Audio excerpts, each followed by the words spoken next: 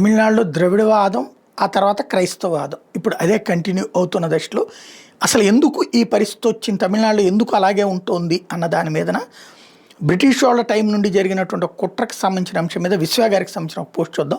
తమిళనాడు ఈ స్థితికి ఒక్క రోజులో రాలేదు. ఇది 5 ఏళ్ల రాజకీయాల ఫలితం కాదు. దాదాపు 200 ఏళ్లుగా నెమ్మదిగా నిర్మించిన ఆలోచన. బ్రిటిష్ పాలకులకు ఒక విషయం స్పష్టంగా అర్థమైంది. హిందూ నాగరికత బలంగా ఉన్నంత వరకు భారతదేశాన్ని పూర్తిగా మార్చడం కష్టం. కానీ తమిళనాడులో వాళ్ళకి పెద్ద అడ్డంకి ఎదురైంది. అక్కడ ప్రజలు గట్టిగా హిందూ సంప్రదాయాల్లో ఉండేవాళ్ళు. గుడులు బలంగా ఉండేవి. భక్తి ఉద్యమం అక్కడి నుంచే ప్రారంభమైంది. ఆళ్వార్లు, నాయనార్లు అక్కడ వాళ్ళే. 1822 నుంచి 1826 మధ్య జరిగిన థామస్ మన్రో సర్వేలో తమిళనాడులో గురుకులాల్లో చదివిన విద్యార్థులు పెద్ద భాగం శూద్రులేనని నమోదైంది. అంటే తర్వాత చెప్పినట్టు హిందూ వ్యవస్థ వల్లే అందరూ అణచివేయబడ్డారు అనే కథ అంత సింపుల్ కాదు. అప్పుడు వాళ్ళు కొత్త పద్ధతిని మొదలుపెట్టారు. తమిళుడిని హిందువు నుండి వేరు చేయాలని నిర్ణయించారు. నువ్వు హిందువు కాదు, నీ సంస్కృతి వేరు, నీ చరిత్ర వేరు అని నెమ్మదిగా నమ్మించడం ప్రారంభించారు. 1816లో ఫ్రాన్సిస్ ఎలిస్ అనే బ్రిటిష్ అధికారి దక్షిణ భారత భాషలు సంస్కృతానికి వేరు అని చెప్పాడు. 1856లో రాబర్ట్ కాల్డ్వెల్ అనే మిషనరీ ఆలోచనలు ఇంకా ముందుకు తీసుకెళ్లాడు. ఆర్యులు బయటి వాళ్ళు, ద్రవిడులు అసలు స్థానికులు, బ్రాహ్మణుల ఆక్రమణదారులు అనే భావనల్ని వ్యాప్తి చేశాడు. ఈ ఆలోచనలు కేవలం పుస్తకాలతోనే ఆగిపోలేదు. చదువుల్లోకి వెళ్ళాయి, పాఠ్యపుస్తకాల్లోకి వెళ్ళాయి, తర్వాత ప్రజల ఆలోచనలోకి వెళ్ళాయి.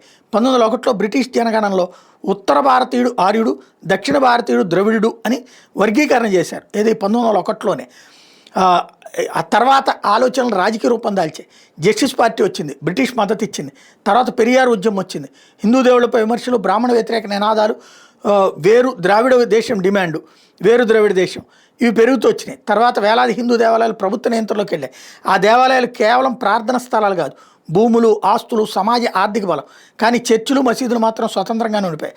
అంటే హిందూ సమాజం యొక్క సంస్థాగత శక్తి బలహీనపడింది. ఆ తర్వాత సినిమాలను ఉపయోగించారు. సినిమాల ద్వారా ద్రవిడ రాజకీయాలు ప్రజల్లోకి తీసుకెళ్లారు. డైలాగులు, స్క్రిప్ట్లు, హిందూ సంప్రదాయాలపై ఎగతాళి, ద్రావిడ గర్వం పేరుతో కొత్త గుర్తింపు. సినిమాల్లో బొట్టు పెట్టుకున్న వాడిని వెనుకబడిన వాడిలా, ఆచారాలు పాటించేవాడిని హాస్యపాత్ర చూపించడం కేవలం వినోదం కాదు, అది మెల్లగా మనసుల్లోకి వెళ్ళే ఓ మానసిక యుద్ధం.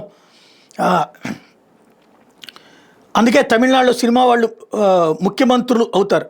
ఎందుకంటే అక్కడ సినిమా కేవలం వినోదం కాదు, సమాజ ఆలోచన మార్చే సాధనం. ఇప్పుడు అసలు విషయం, మొదట వాళ్ళు చెప్పింది నువ్వు హిందువు కాదు, తర్వాత వచ్చే ప్రశ్న అయితే నేనెవరు. ఆ ఖాళీలోకి కొత్త మతాలు, కొత్త రాజకీయాలు, కొత్త గుర్తింపులు వచ్చాయి. ఇది ఒక్క రోజులో జరగలేదు. 200 ఏళ్లుగా చరిత్రను మార్చారు, గుర్తింపును మార్చారు, ఆలోచనను మార్చారు. ఈరోజు కనిపిస్తున్న నాయకులు ఆ ప్రక్రియ ఫలితమే. విత్తనాలు చాలా కాలం క్రితమే నాటబడ్డాయి. దేశాన్ని మార్చడానికి ఎప్పుడు యుద్ధం అవసరం ఉండదు, ఒక తరం ఆలోచన మార్చగలిగితే చాలు.